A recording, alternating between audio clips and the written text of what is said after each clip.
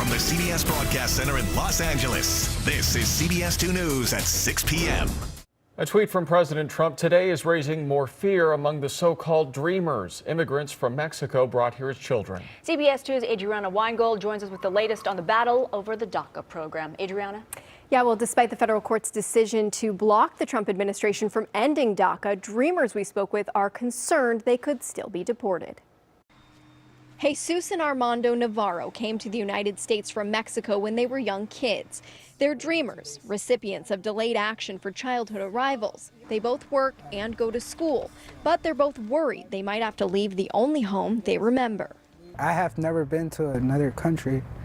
I've basically lived here, and to know that one day we could get taken out of here, that breaks my heart. Jesus is studying to be an elementary school teacher, Armando a mechanic. They reapply every 2 years with DACA. Jesus's current DACA status expires in June. Right now we are in the limbo because we don't know what is going to be next if we lost everything.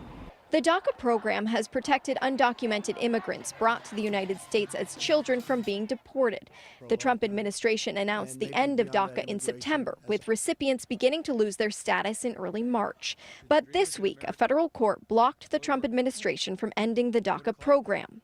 Trump took to Twitter blaming Democrats for the stall in talks over a potential immigration deal, saying, DACA is probably dead because the Democrats don't really want it. They just want to talk and take desperately needed money away from our military. In a second tweet a few minutes later, President Trump wrote, I, as president, want people coming into our country who are going to help us become strong and great again.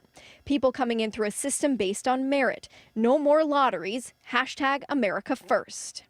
Attorney Catherine Ferrigno says the federal court's decision to block the Trump administration from ending DACA only applies to current recipients or people who have had DACA status in the past. Which is an important distinction so that people who have never had DACA do not go out and apply now, because then they are sort of outing themselves to the government. Ferrigno says the federal court's decision is only temporary, that the case could go all the way to the Supreme Court. Peter and Andrea, back to you. All right, Adriana, thanks.